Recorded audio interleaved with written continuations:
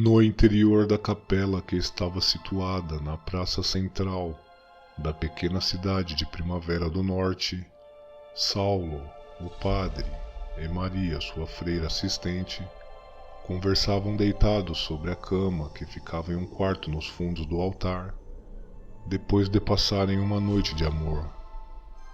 Chegou a hora de pararmos com isso, falou o padre, saindo da cama. Não podemos, estou grávida.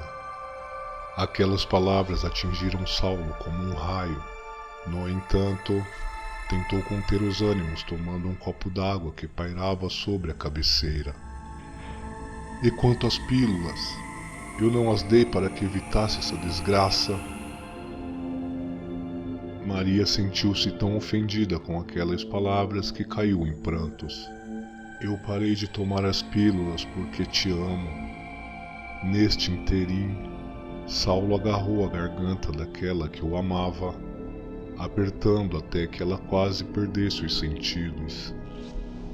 Depois de soltá-la, deixou o quarto batendo a porta, demonstrando toda a sua fúria. Maria ficou ali, acuada sobre o assoalho puído, chorando e com vergonha de Deus. Ao anoitecer, aproveitando que Saulo dormia embriagado depois de passar o dia fora, Maria decidiu pôr em prática o plano que arquitetara em sua mente. Rapidamente recolheu seus pertences numa velha bolsa de couro e partiu noite afora, sem a menor ideia do rumo que tomaria.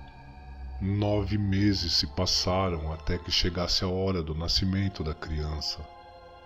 Deitada sobre uma manjedoura, a mesma que lhe servira de cama durante todo o tempo em que ficara na fazenda, que lhe acolhera a contragosto do coronel que odiava a religião, Maria gritava com as dores lancinantes que o parto lhe causara.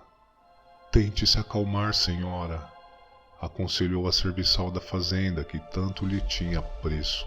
Essa dor vai me matar. Ore para Deus aliviar esta tormenta, senhora.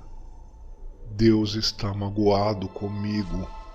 Por que diz isso, senhora? Eu cometi pecados terríveis. Vou para o inferno quando morrer.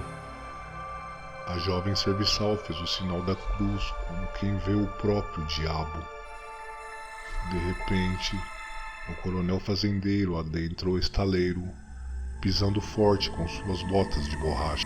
Eu ordenei que não deixassem que ela aparisse na minha fazenda. Ela não tinha para onde ir, senhor, ousou em dizer a serviçal, enquanto segurava contra o peito um terço cor-de-rosa. Calha a boca, ou será você a dormir sobre o esterco. Neste momento, Maria soltou o grito mais alto que já se ouviu da boca de um ser humano.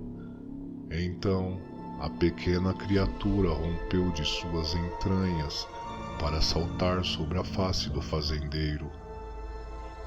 O homem tentou se livrar do pequeno monstro, no entanto, fora abatido com uma mordida que lhe arrancara metade da garganta.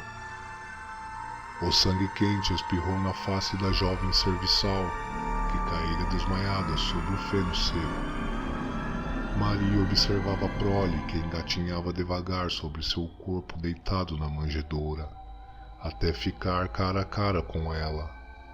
A criatura tinha o bafo pútrido e a respiração ofegante, unhas grandes e negras e a pele de sapo. Suas presas eram grandes e afiadas.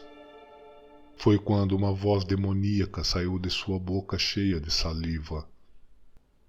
Não se aflija, mamãe. O maldito pagará por tudo o que fez contra nós. Dito isso, a criatura rompeu a noite, correndo e saltando mata adentro. Saulo fazia sua última oração antes de ir para a cama, quando ouviu um barulho na porta da frente. Talvez seja um cachorro à procura de abrigo, pensou ele, dando as costas. Outra vez o barulho insistiu em chacoalhar a porta de madeira. Saulo decidiu ir até lá para conferir. Quem está aí? Sou eu, meu amor, respondeu a pequena criatura imitando a voz da mãe. Rapidamente, Saulo abriu a porta, deparando-se com a coisa mais horrível e assustadora que já vira em toda a sua vida.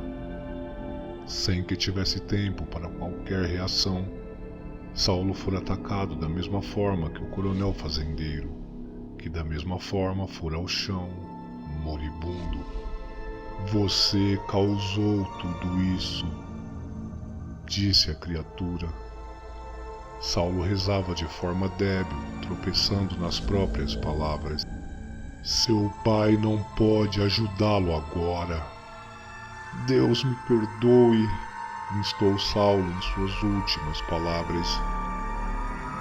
Seu corpo ficou estirado no chão sob o olhar demoníaco da criatura, que devorou sua carne e vísceras com uma fome animal.